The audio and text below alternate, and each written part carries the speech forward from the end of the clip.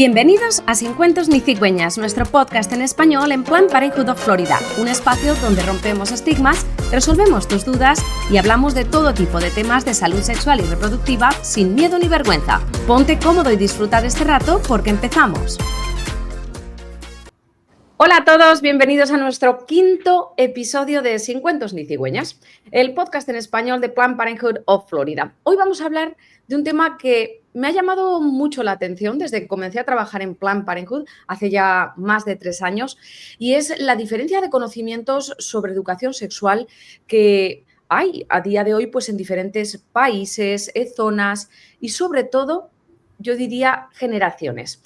Hablar de sexo abiertamente no ha sido, de hecho, hasta hace pues, poco tiempo, algo como uno considerado normal. Yo, que tengo 42 años, recuerdo que ni siquiera soy de España, en mi casa tampoco es que se hubiera hablado mucho de sexo. Mamá, si ves este podcast, pues oye, las cosas como son. Hablar de sexo abiertamente no ha sido pues muy normal en las generaciones anteriores. Ahora vamos mejorando. Solo tenemos que echar la mirada atrás y pensar en las conversaciones que tenían pues nuestros padres o abuelos con sus propios padres, si es que nos lo han contado. O incluso pues con compañeros del colegio o del instituto. Seguramente eran, creo yo, o inexistentes o muy breves así y muy por encima. Por eso hoy hablamos de mitos sobre el sexo, lo que aprendimos mal o relativamente lo que nunca oímos. Para hablar de este tema, que podría ocuparnos, y lo sé, episodios y episodios, pero lo tendremos que resumir de alguna forma, vamos a contar con Vanessa Herrera, educadora sexual y directora de educación de Planned Parenthood of Florida, también con Julieta Zansdorf y con Estela, madre de Julieta. Gracias a las tres por estar en Sin Cuentos ni Cigüeñas en el día de hoy. Creo que vamos a pasar un muy buen rato, también nos vamos a echar alguna risa que otra, y aunque vamos a tratar conceptos y temas serios, creo que vamos a poder relajarnos y soltar alguna carcajada. Así que bueno, sin más rodeos, comenzamos. Estela, madre de Julieta, argentina, como mujer que creció en una época con menos información de la que tenemos en el momento, ¿cuál me puedes decir, si es que te acuerdas, era el mensaje dominante que recibiste sobre sexo pues, en tu casa, en el colegio, en tu comunidad de vecinos? En mi casa ninguna. ¿Cómo estás? Ahora te saludo. En mi casa absolutamente ninguna. No se hablaba de sexo, era todo tabú. Así que lo sé gracias a mis amigas. Una de mis compañeras, que era mi mejor amiga, su madre era médica y tenía libros de medicina. Y bueno, y nos poníamos a hojear. Y teníamos, qué sé yo, 11, 12 años y 13 años, 14 años, 13 años, y queríamos aprender a dar besos y no sabíamos cómo se daba un beso. Así que empezamos a ver los libros y ella tenía un hermano que era el winner de la clase, el más genio. Entonces se nos dijo, déjense leer eso, tomen una naranja, la pelan y empiezan a chupar. Así que ese fue mi primer beso, la naranja. Bueno, por lo menos he de decirte que tuviste pues un círculo alrededor, aunque sea de amigos, gracias a Dios también la que hablas, la mamá de una amiga que era médico, con lo cual tenía libros relacionados pues con la salud sexual y reproductiva, de alguna forma pudiste aprender. Y creo que esto, bueno, luego hablaremos de cómo afecta en los países latinoamericanos en comparación con otros países, y en este contexto ayuda de hecho a entender de dónde vienen muchas ideas, porque además de lo que se aprende en casa, también hay mitos que se repiten entre los jóvenes a día de hoy. Vanessa, desde tu trabajo en Planned Parenthood, en el Departamento de Educación, ¿qué es lo que estáis escuchando pues, en talleres, en comunidades donde impartís cursos, en las aulas en su momento? Pues la verdad es que aún hay muchos mitos que no se han debunked, no me acuerdo cómo decirlo en español, pero que siguen, ¿no? Por ejemplo, muchos jóvenes piensan que si la muchacha está menstruando, que no puede terminar embarazada si tiene relaciones. O, por ejemplo, que placer es para el hombre y, bueno, si la mujer lo siente, perfecto, y si no, pues no es tan importante. ¿Ves? Son creencias que desde pequeños escuchamos, leemos, sobre todo, como digo, en generaciones de los 60, 70, de los años 80, incluso de los 90. Y estas creencias no se quedan en teoría, muchas veces terminan pues marcando decisiones reales. En tu caso, Julieta, ¿cómo influyó lo que te dijeron o lo que no te dijeron mientras crecías? ¿Y cómo aprendiste tú de sexo? Si es que aprendiste, porque tu madre ya nos ha contado que tuvo pues esa cercanía de amigas, de vecinas, la madre que era médico, pero en tu caso... Y en mi caso fue más o menos parecido. Buen día, Clara. Íbamos al ginecólogo, pero siempre acompañada de mamá. Entonces era como muy difícil poder acceder a hacerle una pregunta o algo al ginecólogo. Entonces a una amiga se le ocurre hablar por separado con la ginecóloga y armar un grupo en donde íbamos una vez a la semana y nos daba tipo una charla sobre todo educación sexual, cómo cuidarse. Pues súper avanzados. O sea, eso te iba a decir, pero Julieta. Todo esto a escondida. Julieta jovencita, pero me acabas de sorprender con esto porque esto sí que no lo había escuchado hasta ahora. Fíjate, cosa que es muy positiva porque al menos tuvisteis los recursos para poder enteraros de qué iba la fiesta, ¿no? Digamos. ¿Y cómo recuerdas, porque fuiste madre muy joven, si no me falla la memoria, tuviste tu primer hijo, único hijo a los 24 años? Entonces, ¿cómo recuerdas tu propia experiencia cuando fuiste madre joven? ¿Decidiste ser madre tan joven? ¿Estabas ya pensando que querías ser una mamá joven? Es verdad que en Latinoamérica se toma normalmente la decisión de ser madres mucho más jóvenes que en otros países de Europa. ¿Cómo fue en tu caso? Bueno, sí, en mi caso yo siempre, o sea, vivo en una ciudad muy chiquita, entonces como que ya a esa edad nos creemos más grandes, ¿no? Entonces, sí fue una decisión que yo siempre dije, quiero ser madre joven, como mi mamá, quiero ser madre joven, por la diferencia de edad. Y, y sí sabía y estaba muy familiarizada con los cuidados sobre la sexualidad, pero no sobre la maternidad o el embarazo. Créeme que yo tampoco he sido madre a los 41. Así que escuchamos pero no juzgamos, que está muy de moda esta frase en internet, pero es una realidad, ¿no? Estela, tú también fuiste madre joven, según he podido hablar con Julieta antes de la grabación de este podcast, creo que también a los 24 años, pero quiero preguntarte, ¿qué crees que se repitió generacionalmente y qué cosas ahora piensas y habrías querido tener más claras cuando eras adolescente? Yo no quería ser madre. Yo soy la séptima hija de 10 hermanos, o sea, quería ser hija única en realidad. Y quería casarme, viajar, hacer mi vida, y bueno, me casé, pero a los 2 meses me quedé embarazada. No teníamos cultura, no teníamos nada, o sea, no nos sabíamos cuidar, a diferencia de los chicos de ahora. Así que tengo 3 hijos y ninguno de los 2 fue soñado. Cayeron del cielo, bienvenidos. Pero bueno, a mí estoy feliz, los tengo, los adoro, los apaño, pero en realidad cuando me dijeron que estaba embarazada fue una sorpresa.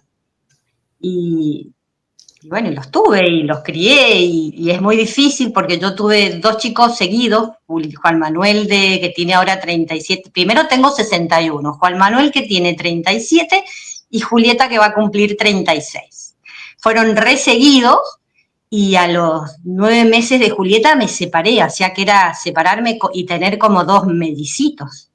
Así que fue bastante difícil, bastante difícil. Y los ves ahora tan grandes y hablando exactamente de lo mismo y repitiendo patrones, que eso es lo difícil, que yo los llevé a la ginecóloga para que no le pasara lo mismo que yo y que no pudiera leerlo, o sea, que se enterara por medio de una profesional. Y bueno, no me fue tan bien, evidentemente.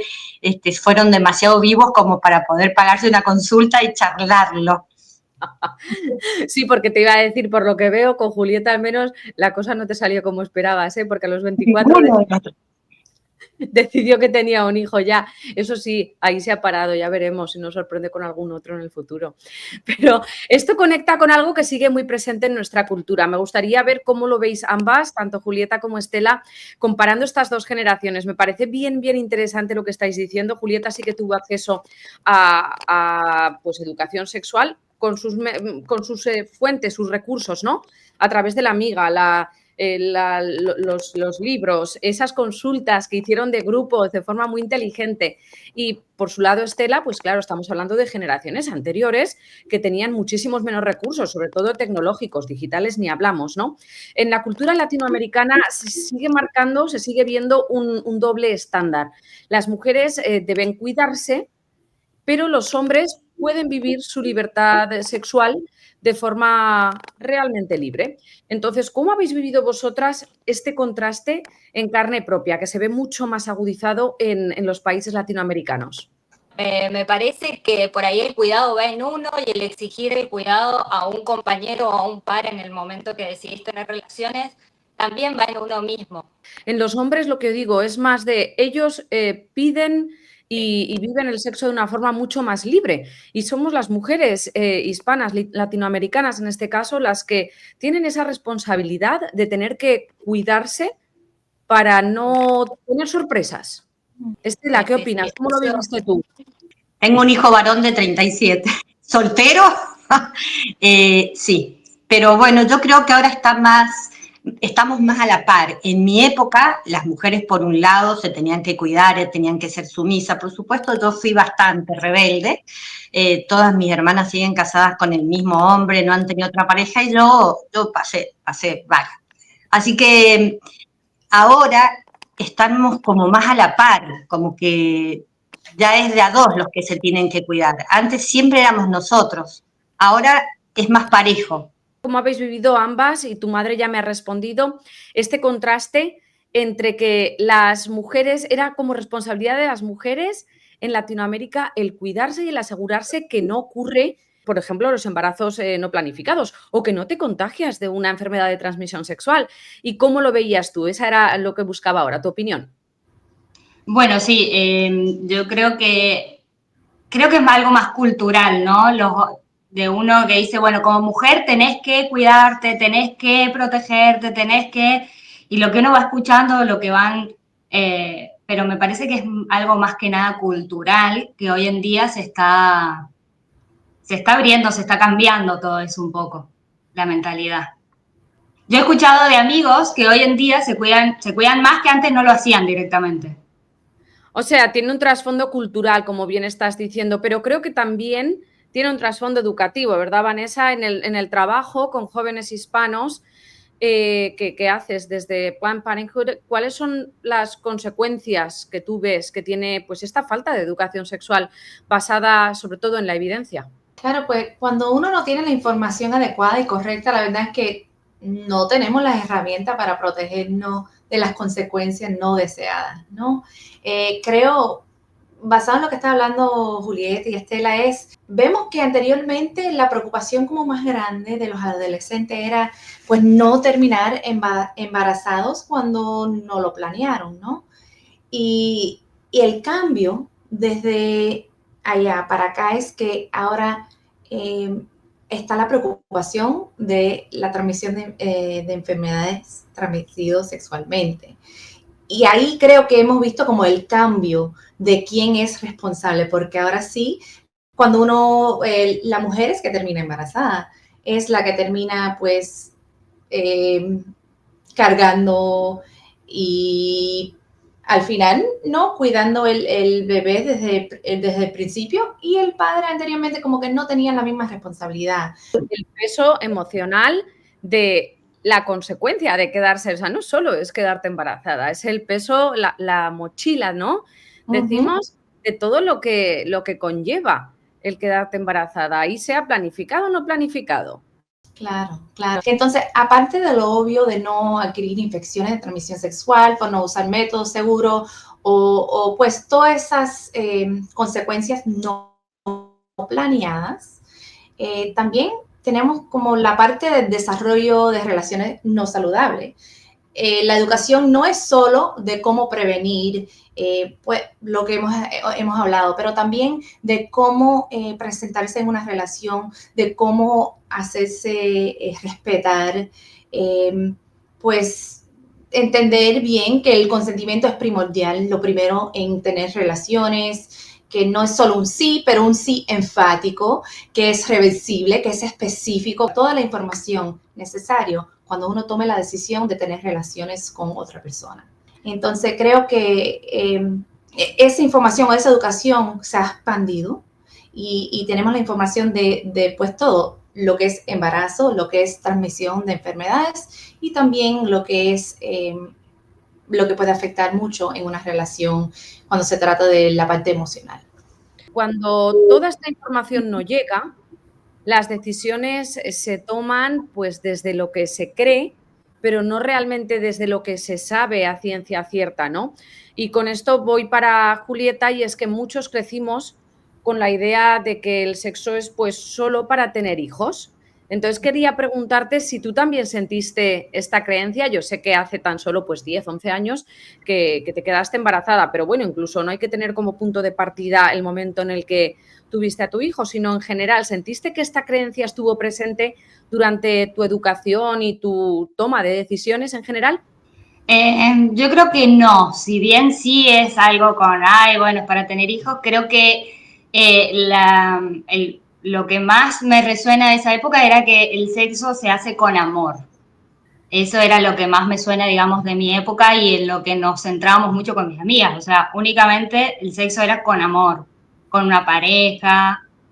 Y en el caso de Estela, ¿cómo resuena esta idea de que el sexo, la idea de que el sexo es solo para tener hijos? ¿Cómo resuena en tu cabeza si vas 30 años hacia atrás?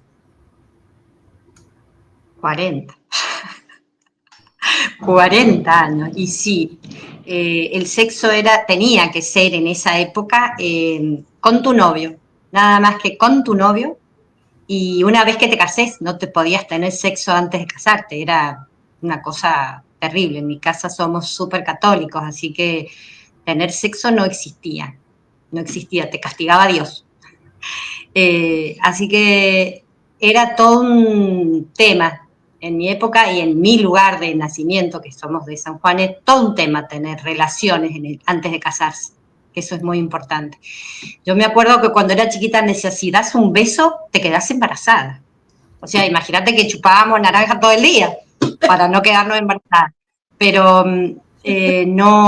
no era algo, no se vivía algo, era todo culpa, era mucha culpa, mucho tabú, nadie hablaba, tenías que ser muy rebelde para poder hablar este tema fuera de las casas, porque no se hablaba. Y bueno, yo, como te dije, te tenías que casar para poder tener hijos, en esa época y en mi lugar de mi ciudad. Claro, como culturalmente, como estábamos diciendo, me llama mucho la atención lo de las naranjas, porque me pongo a pensar en hace 30, 40 años, ¿no? Y a día de hoy, imagínate, Vanessa, porque yo también escuché que si te besabas con un chico te podías quedar embarazada a través de la saliva. Entonces, y esto tampoco, a ver, yo me considero muy joven, tampoco hace tantos años que yo escuchaba estas cosas, ¿no? Me llama muchísimo la atención, y es que esto viene, Vanessa, a que hablemos de que muchas personas, como está contando Estela, llegan a adultas y se dan cuenta de que tienen que, digamos, que desaprender y volver a aprender, ¿no? Volver a empezar. Entonces, Vanessa, cómo es este proceso? Porque cuando una persona latinoamericana llega adulta sin tener una buena base en cuanto a educación sexual, tienen que reaprender las ideas para tener pues el conocimiento certero, ¿no? Cuéntanos cuáles serían los primeros pasos para desmontar estas creencias heredadas que realmente no son verdad. La naranja está incluida. Informarse, ¿no? Buscar información adecuada. Pues Estela, en su juventud, buscaron un libro médico. No, yo sé que no todo el mundo tiene acceso a esas materias, ¿no? Pero buscar dónde pueden buscar o conseguir esa información médicamente adecuada. Nosotros aquí en Planned Parenthood ofrecemos educación no solo para jóvenes, pero también para padres, como Time for Your Teen, para adultos. Estamos en este momento, por ejemplo, desarrollando un programa virtual de educación para todos, para el que quiera venir y participar y pues aprender. Pero Estela también dijo algo anteriormente de los patrones. Es también como padre tratar de romper esos patrones. Yo le doy muchas gracias a mi mamá, que pues ella sufrió mucho de esos patrones y esos mitos. Se casó con 16 años porque pues no se podía tener relaciones y si lo tuvo, pues ahora se tienen que casar. Y a través de esa experiencia de ella me enseñó mucho desde muy joven. Rompió los patrones y lo dice siempre, rompí las cadenas. Y yo le doy muchas gracias a ella por eso. Entonces, esas dos cosas, ¿no? Buscar la información, tratar de no cerrarse con la información que han recibido y que posiblemente detrás de tantos años lo vivió, lo creyó y pues hasta lo habló con sus hijos. Y desde la experiencia en Planned Parenthood of Florida, ¿cómo cambia la vida de un joven cuando recibe educación sexual que habla de lo que decíamos? Consentimiento, respeto, autocuidado y no habla solo de biología. Pues los datos indican que cuando jóvenes reciben esa educación tan importante, primero que todo, esperan para tener relaciones sexuales. Al contrario de la creencia que si hablamos de sexo le estamos dando permiso, lo van a hacer más a menudo, lo van a hacer más temprano, pues los datos indican lo contrario. Si hablamos del sexo, si le damos esa educación, no solo de la parte biológica, pero la parte de las relaciones, el consentimiento, lo que es saludable, esperan para tener esas relaciones físicas y sexual. Además, hemos visto que con estos programas educativos vemos en los jóvenes, en los adolescentes de la Florida, hemos visto que las infecciones transmitidas sexualmente y embarazos no planeados entre adolescentes ha disminuido. Al ver esos programas crecer, vemos menos adolescentes en esas situaciones no deseadas. Es evolución, es lo que estoy escuchando. Gracias a Dios podemos hablar, porque muchas veces estamos hablando de inevolución, ¿verdad? Ir hacia atrás en ciertas cosas, sectores de la vida. Pero en este momento, con lo que dices, totalmente hablamos de evolución. Lo que quiero decir es que vemos una generación más consciente de cómo se tratan uno al otro, más consciente de las decisiones que toman. Una generación que respeta las barreras de sus compañeros, que desarrollan, pues, sintiéndose que tienen más control sobre su vida, sus decisiones y, pues, su futuro.